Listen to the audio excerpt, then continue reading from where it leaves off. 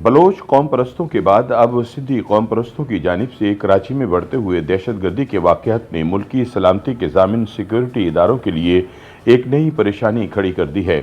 पाकिस्तान के माशी मरकज़ और सबसे बड़े शहर कराची में एक हफ्ते के दौरान 2 जानलेवा बम धमाकों के बाद कानून नाफिज करने वाले इदारों और सूबाई हुकूमत की कारकर्दगी पर सवालात उठाए जा रहे हैं। याद रहे कि रवा माह पहला धमाका शहर के मरकजी इलाके सदर में हुआ, जिसमें पाकिस्तान कोस्ट गार्ड की खड़ी गाड़ी को मोटरसाइकिल पर नस्ब धमाका खेज मवाद से टारगेट किया गया था। इस वाक़े में कोस्ट गार्ड के 2 एहलकारों समेत 12 अफराद जख्मी और 1 शहरी हलाक हुआ था।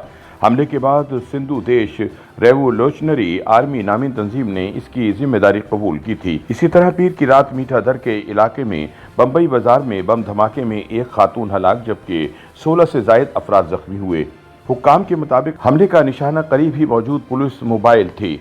ताहम अब तक किसी ग्रुप ने इसकी जिम्मेदारी कबूल नहीं की, लेकिन ख्याल किया जा रहा है कि ये धमाका भी सिंधु देश रेवोल्यूशनरी आर्मी ने ही किया है, जो साईं GM सैयद की नजरियात से मुतासिर है और सिंध को पाकिस्तान से अलहदा करने पर यकीन रखती है। इसके अलावा गुज़िश्ता माह के आखिरी हफ्ते में जामे कराची में दहशतगर्दी की बड़ी कार्रवाई हुई थी और खुदकुश हमले में 3 चीनी बाशिंदों समेत 4 अफराद हलाक हो गए थे।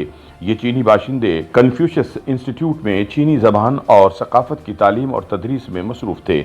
इस हमले की जिम्मेदारी कलअदम बलोच रिपब्लिकन आर्मी ने कबूल की थी।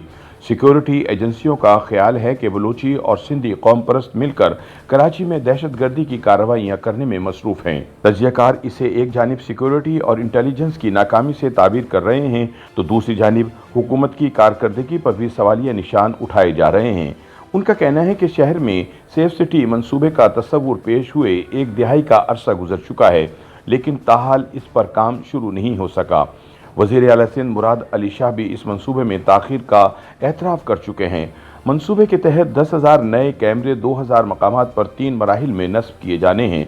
माहिरीन का कहना है कि लाहौर और इस्लामाबाद की तरह अगर कराची में भी सेफ सिटी कैमरों का पूरा निज़ाम मौजूद हो तो दहशतगर्दी मौसर तरीके से रोकी जा सकती है। कराची के लिए इस मंसूबे की लागत का तखमीना 29 अरब रुपए के करीब है।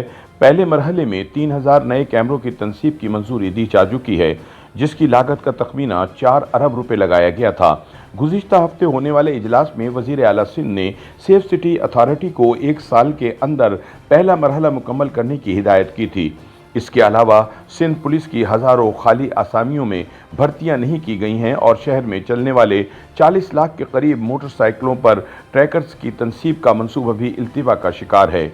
इन मंसूबों में ताख़ीर को जराइम पेशा अफराद और दहशतगर्दों की कार्रवाइयों पर काबू पाने में रुकावट करार दिया जा रहा है।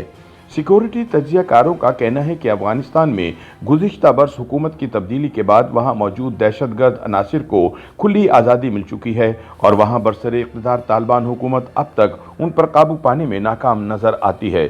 तज्जियाकार अकरम सहगल का ख्याल है कि ऐसे गुरोह न सिर्फ अफगानिस्तान बल्कि पाकिस्तान के सूबे बलूचिस्तान में भी फ़ाल नज़र आ रहे हैं, जहां फ़ौज और दीगर सिक्योरिटी इदारों पर कई बड़े हमले किए जा चुके हैं, जिनमें बड़ा जानी नुकसान हो चुका है। फरवरी में पंजगोर और नोशकी में कायम फ्रंटियर कोर के हेडक्वार्टर पर मुसल्लह हमलों में फ़ौज को भारी नुकसान उठाना पड़ा था। इकराम सहगल के ख्याल में इसी तरह अब ये ग्रोह कराची में भी कार्रवाइयों में मसरूफ़ हो गए हैं। उनका कहना है कि ऐसे दहशतगर्द ग्रोहों को अफगानिस्तान और ईरान दोनों ममालिक की सरजमीन से मदद मिल रही है, जो अपने मकासद के हुसूल के लिए मकामी आबादी की हमदर्दियाँ हासिल करके बाआसानी ये कार्रवाइयाँ कर रहे हैं। ताहम ईरान की हुकूमत और अफगानिस्तान में बरसरे इक़्तिदार तालिबान हुकूमत कई बार पाकिस्तान में दहशतगर्दी फैलाने वाले ग्रोहों की किसी मदद की तरदीद करते आए हैं। बलूचिस्तान में FC हेडक्वार्टर पर हमलों के बाद ईरानी वज़ीर ख़ारिजा ने पाकिस्तान का दौरा भी किया था, जिसमें दहशतगर्दी के वाक़यात को दोनों ममालिक के ताल्लुकात ख़राब करने की साजिश करार दिया गया था।